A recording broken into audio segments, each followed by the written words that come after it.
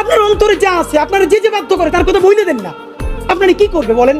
আপনারা খুন করবে? আপনি প্রায় 80 বছর বাঁচছেন, আর কয় বছরই বা বাঁচবেন?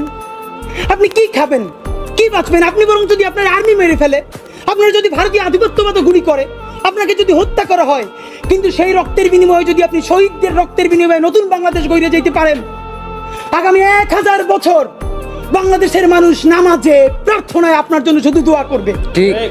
বুড়ো মানুষটা থেকে শুরু করে শিশু আপনার বক্তৃতা শুনে মাননীয় উপদেষ্টা কতক্ষণ জানেন? যতক্ষণ আপনি জুলাইয়ের জবানে কথা বলেন। বাংলাদেশে গত 50 বছরে কোন রাষ্ট্রপ্রধানের 30 মিনিট 40 মিনিটের বক্তৃতা, রিক্সা চালক, ভ্যান চালক, সবজি বিক্রেতা, বিশ্ববিদ্যালয়ের প্রফেসর, ছাত্র জনতা আধা ঘন্টা বসে তার বক্তৃতা শুনে নজির নাই, যেটা আপনারটা হইছে। ঠিক। এটা কিন্তু আপনার চেহারা দেখে না। আপনি রাজনৈতিক দল করছিলেন, ফেরও করছেন, কিন্তু এইবার যে আপনার এই বাংলাদেশের পক্ষে হৃদয় নিংড়ে ভালোবাসা, আপনি যখন বক্তৃতা করেন আপনি আর্টিফিশিয়াল কিছু বলেন না, কিন্তু আপনি যখন ঘোষণাপত্র বললেন আপনার চেহারায় আর্টিফিশিয়াল ছাপ।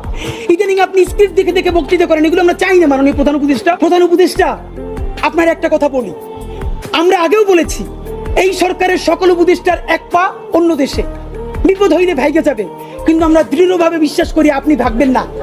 এর প্রমাণ, আপনি যদি ভাগতেন পৃথিবীর কোন দেশ আপনারে রাখতে চায় না বলেন?